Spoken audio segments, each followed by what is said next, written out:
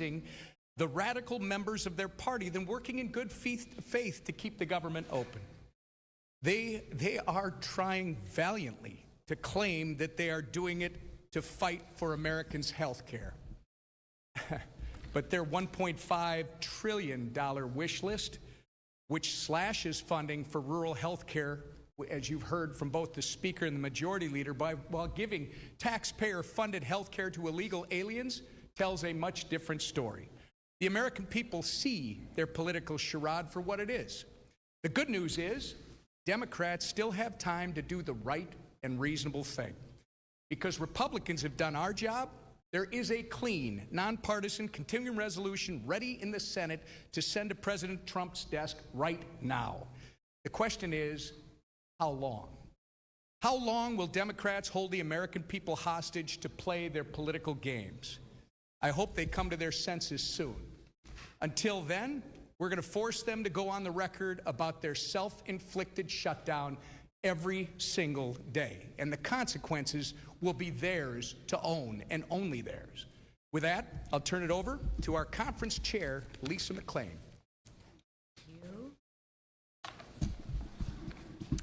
Thank you, and good morning, everybody. Listen, this is really simple. There is a way to open the government today.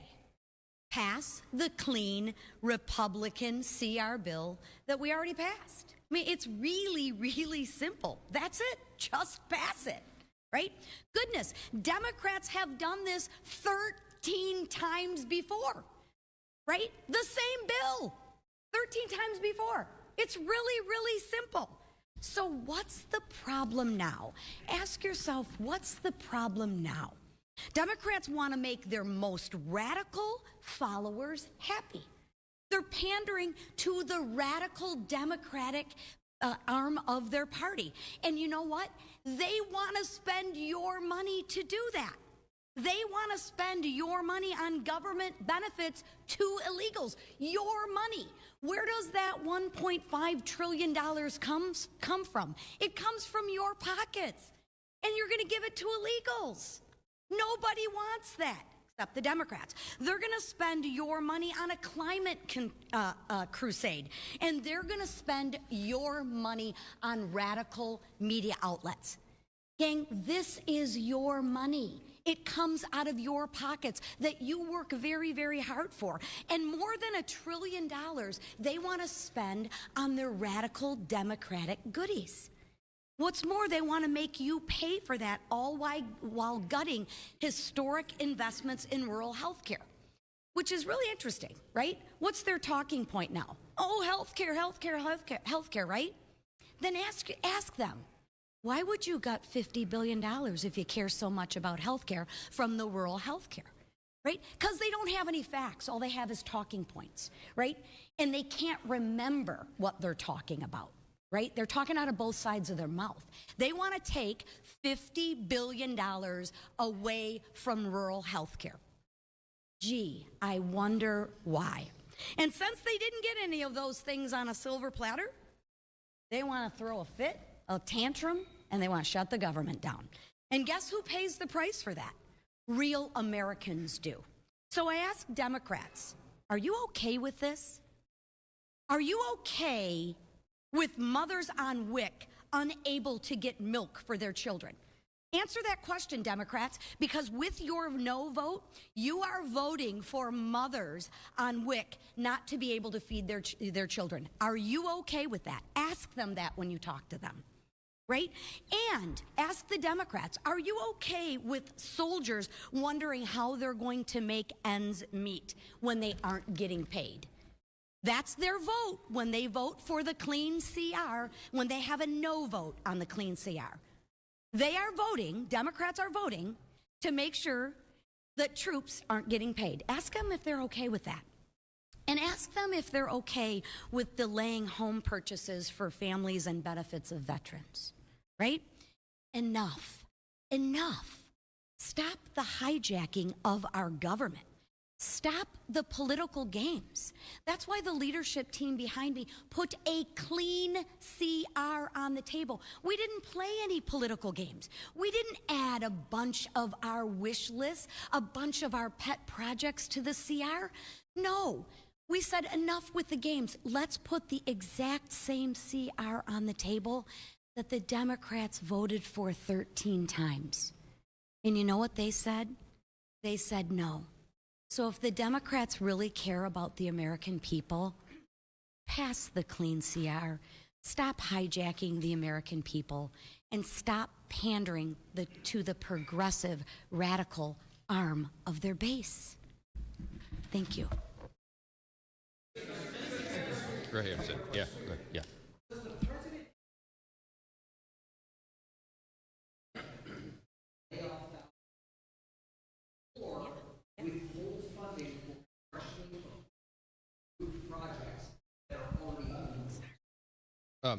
Yeah, he does. Okay, this is the way the system works. This is Chuck Schumer's decision is to hand, as I said on a couple interviews yesterday, the keys to the kingdom to the president, right? He has put himself in that situation, and it's completely unnecessary. The president takes no pleasure in this. The president did not want a shutdown. I'm telling you this from my own testimony. I was in the Oval Office. He pleaded with Chuck Schumer and Hakeem Jeffries to do the right thing.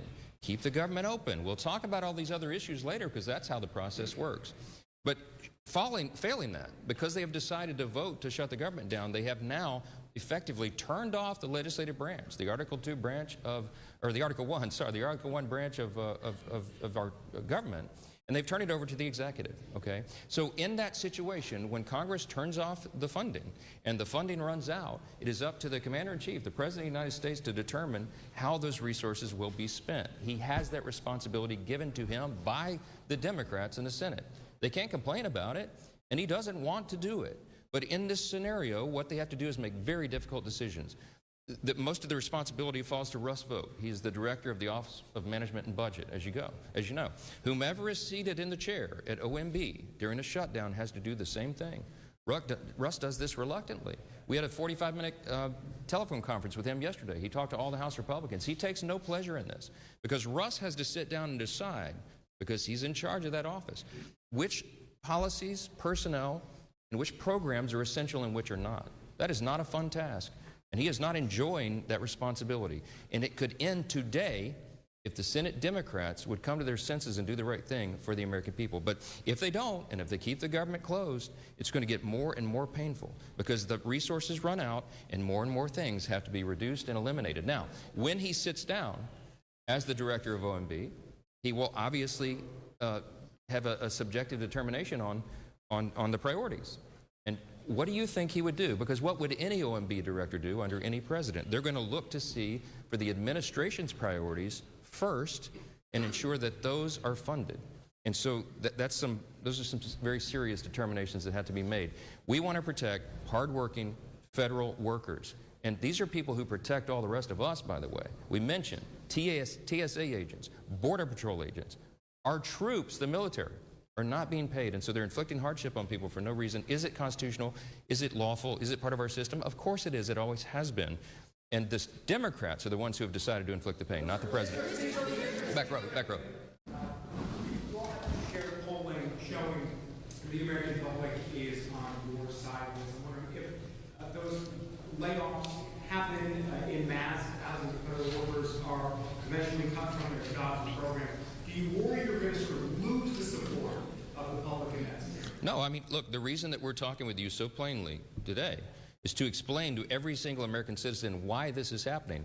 How in the world could they blame the people here who have done our job and sent over a clean CR to keep the lights on? There is no gimmick. People say, why aren't you negotiating with Schumer and Jeffries? Because I quite literally have nothing to negotiate. There's nothing I can pull out of the bill that was a Republican priority to say, oh, we won't do that. Why don't you guys vote for it now? I don't have anything. I didn't put anything in it to send it over. I'm stunned. I'm stunned that they have decided to shut the government down and hurt people. It is on them 100%. The New York Times poll that was put on the Senate floor yesterday, I think it was, day before, they pointed out to Chuck Schumer, who's from New York, of course, that the New York Times, clearly not a right-leaning organization, publication, has found that 65% of respondents said, please, Democrats, don't shut the government down because you don't get what you want. Many of them remember in New York, of course, what Chuck Schumer and AOC and all the rest. AOC literally said that on the House floor several months back. She said, it's not normal to shut the government down just because you don't get what you want. Well, what changed? What changed? It's on them and not us. Yes, ma'am. Yeah. We've learned that the Senate obviously may pick up your bill again, but if it fails, it's possible Monday that needs to stay. Of course they do. Of course they do. And the House is coming back next week, hoping that they will be sending us something to work on, that we can get back to work and do the people's business. They're anxious to come back, but the Senate Democrats, 44 of them, all the pressure should be on the 44 Democrats who are dug in to try to pander to the far left corner of their base. That's what this is. How important is it to appeal to the radical left of your base and hurt Americans? Because if they drag this on through the weekend, more and more people will be hurt. I want you to think about, I come from a big military district, okay? Louisiana's 4th Congressional District is home to Barksdale Air Force Base and the command of Global Strike. The Global Strike Command is in my district. In the south part of my district, we have Fort Polk and the Joint Readiness Training Center. I have lots of active duty military and lots of veterans. I want you to think about the young airman or the young soldier who's deployed right now, defending our freedom and all of us in America's interest. And they've left, I think of this one particular family. This gentleman is deployed. He's got a young wife at home, and they have 3 small children under the age of 6. She's not going to get a paycheck as long as Chuck Schumer is playing political games up here. They don't have a big, I know this family well, they don't have a large tranche of savings, okay? This is going to be a serious hardship. She won't be able to make the car note. She won't be able to maybe pay for groceries for the kids because Chuck Schumer's up here playing games to pander to the far left of his space. It's outrageous. Real people are getting hurt. Veterans are not getting health care services. We have suicide prevention programs, okay, that will not be funded because of this. This is not a game. FEMA services, if your flood insurance lapsed right now and you need to renew it, you can't do that right now. We have hurricanes off the coast of the United States right now. If you buy a home and flood insurance is required, which is in so many places around the country, you can't close on your home right now because Chuck Schumer and 43 friends in the Democrat friends in the Senate are making a game out of this. It is ridiculous. It is irresponsible and dangerous. We'll come in at any hour, at any day to get the job done, but they won't. Yes.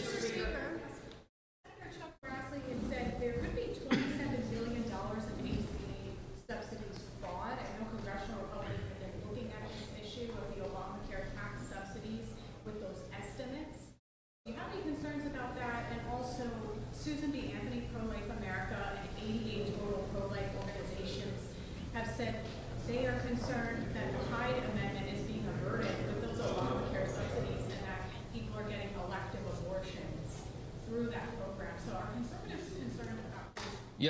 Yeah, conservatives are very concerned about the subsidies. Not only that, but they're subsidizing not American citizens, they're subsidizing insurance companies with that, which has driven premiums up. It's got lots of problems, okay? I was in the Oval Office with the President, with Leader Thune, Leader Jeffries, and Leader Schumer a few days ago. And Leader Thune rightfully said to Chuck Schumer, that is a red herring in this, and you all know it. That is the subsidies that you're referring to don't expire until December 31st. We're at the end of September. You're trying to take a December policy issue and insert it into this discussion about whether we're going to keep government operating for the people. That is a ploy. They've done that simply so that they can show a fight against Trump and Republicans. Let me tell you what that is all about. There'll be lots of thoughtful discussion, deliberation, and debate about that because there's lots of opinions and it needs major reform. Leader Thune told Leader Schumer very clearly in front of the President, before that's even considered, you have to take on real reforms to address those issues. And they demonstrated right there in front of the President. He saw it for himself. That's not a simple issue. That's going to take weeks to deliberate and discuss and debate. But that's the beauty of the process. We have 3 months to do that. That is not an issue for today. The only issue is whether they're going to vote to keep the government operating for the people. Clear, plain and simple. Yes, sir. Mr. Speaker? Thank you so much. Democrats want to not only health insurance for families, but some of your Democratic colleagues over in the Senate are also talking program. Democrats want. Yes, there's all sorts of, remember we sent over a 24-page clean CR. They sent over this thing that you'll have to see on my website to believe it yourself, but it's all chock full of all sorts of crazy things that they want to restore, and DEI has always been one of their big priorities. They want to spend remember, $1.5 trillion new dollars of spending is what they're demanding to keep the lights on around here. It's absurd, and they should know it. They're all wrapped around the axle about these woke progressive programs being ended, but that's what the election was about. That woke progressive stuff is what the American people rejected.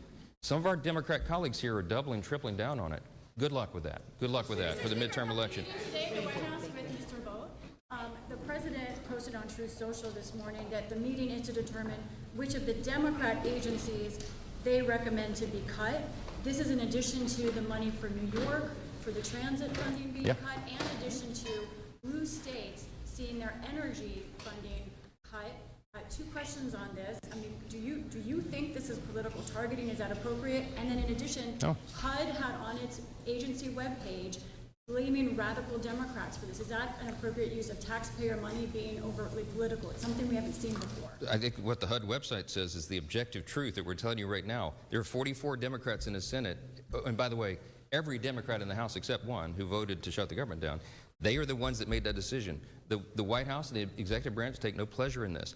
But when they are tasked with determining what their priorities are, obviously they're going to follow their principles and priorities and not the other team. That's the results of an election that everybody voted in, the popular election and electoral college.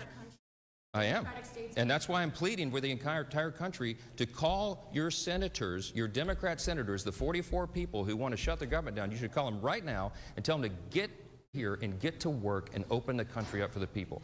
So many of you asked me this morning about sombreros and memes and why Hakeem Jeffries is all alarmed by that. But look, these are games. These are sideshows. People are getting caught up in battles over social media memes. We've got to keep this is not a game. We've got to keep the government open for the people. I don't know why this is so complicated. And to my friend Hakeem, who I was asked about, man, just ignore it. I mean, Gavin Newsom was trolling me last night. He painted me like a minion. He painted me yellow with big glasses and overalls. And I thought it was hilarious.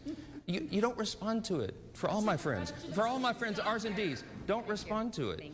Get to work, do the people's business, and let's get on with it. Thank you all so much.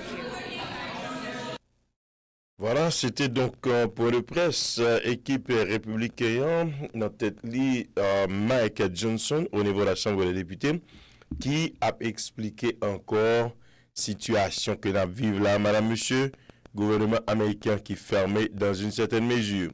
Les shutdown, donc situation c'est comme ça que lié. OK?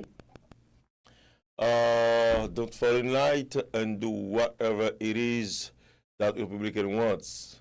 Is going to fire thousands of workers across the country. Ça, c'est une déclaration, c'est une députée démocrate qui a parlé comme ça. Et M. Cotole, il a ajouté pour le dire, they control the House, White House, the Senate and the House of Chambers. So, that they own the healthcare crisis.